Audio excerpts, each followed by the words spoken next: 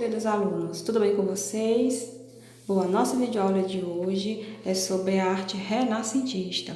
Só lembrando que o material já se encontra disponível na plataforma da escola para que vocês possam ter o acesso. Então, gente, hoje a gente vai conhecer um pouco sobre o que foi o movimento renascentista. Então, o movimento renascentista, o Renascimento, como é chamado, ele foi um movimento de ordem artística, cultural e científica.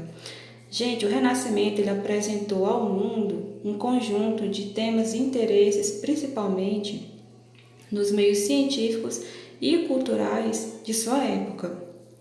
A gente também não pode esquecer que o Renascimento não foi uma ruptura brusca com o mundo medieval. Eles caminharam juntos, lado a lado.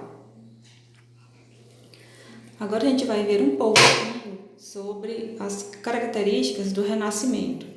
A primeira delas, pessoal, é a valorização da razão humana, do pensamento humano. E é com essa valorização da razão humana que o pensamento renascentista acreditava que o ser humano se tornaria mais próximo de Deus. O humanismo.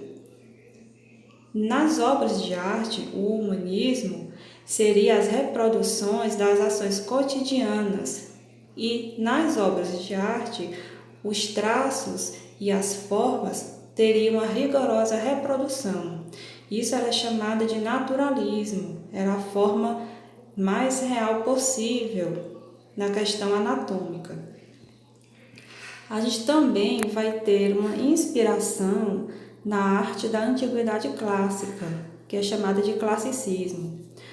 Os artistas renascentistas, eles tinham como inspiração a arte egípcia, a grega e a romana.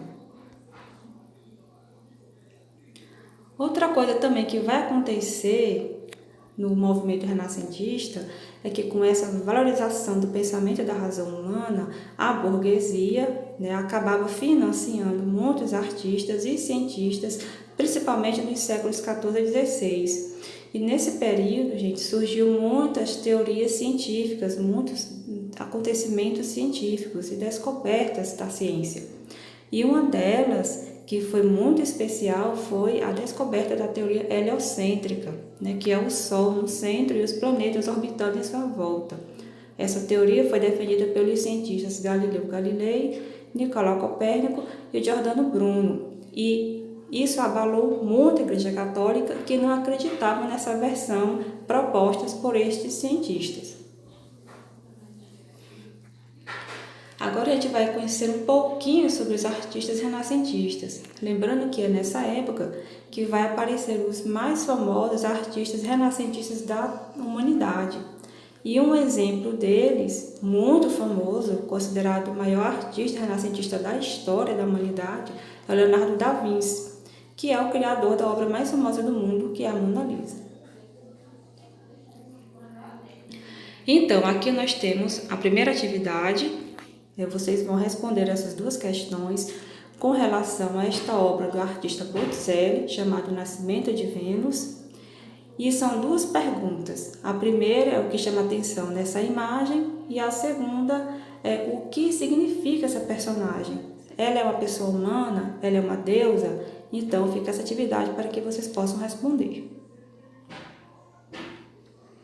A nossa segunda atividade, nós temos aqui uma obra, a famosa obra Mona Lisa, de Leonardo da Vinci, e também nós temos duas questões para que vocês possam responder. A primeira, o que mais lhe chama a atenção nessa obra, e a segunda questão, se você consegue achar nessa obra alguma semelhança com a arte barroca. Lembra da arte barroca que vimos na videoaula passada?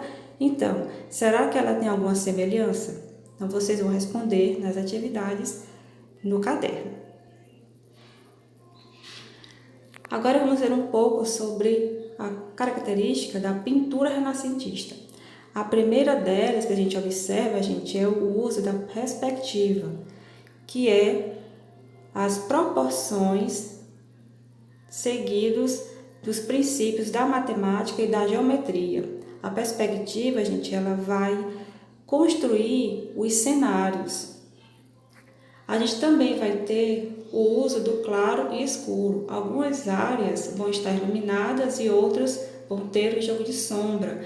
Esse contraste é para reforçar a sugestão de volume dos corpos. Também vamos ter um pouco da questão do realismo. A arte do Renascimento, o artista renascentista vai ver o homem como sendo a expressão mais grandiosa do próprio Deus, e ele deve ser compreendido cientificamente. Lembre que a gente está no período de descobertas científicas. Então, a razão acima de tudo. Também é dessa época que vai se iniciar o uso da tinta a óleo na tela. E tanto a pintura quanto a escultura, elas serão independentes. Os artistas serão livres para ter seu estilo único, porque na arte renascentista ela vai ser marcada pelo ideal de liberdade e individualismo. Agora aqui nós temos duas imagens da Mona Lisa, do Leonardo da Vinci, famosa obra do Leonardo da Vinci. E o que vocês precisam saber é que sempre nas obras renascentistas elas vão ter todo esse estudo matemático. Então, nas obras renascentistas, nós iremos encontrar formas geométricas.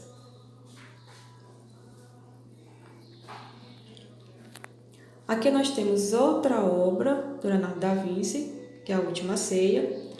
E o interessante, a gente vai observar nessa obra, é o chamado ponto de fuga e a perspectiva. As obras renascentistas, elas vão ser criadas a partir de estudo de proporções, de matemática, para a criação dos cenários. E a gente observa nessa cena que o personagem central, que é Jesus Cristo, ele tem a forma geométrica. O triângulo é uma forma geométrica muito utilizada na arte renascentista.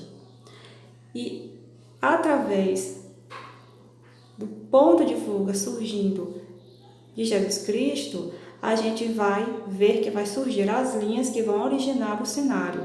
Essas linhas é que são chamadas a perspectiva.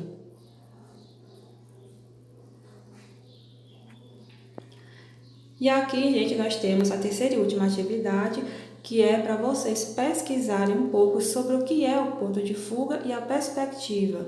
Lembrando que é para anotar no seu caderno de casa.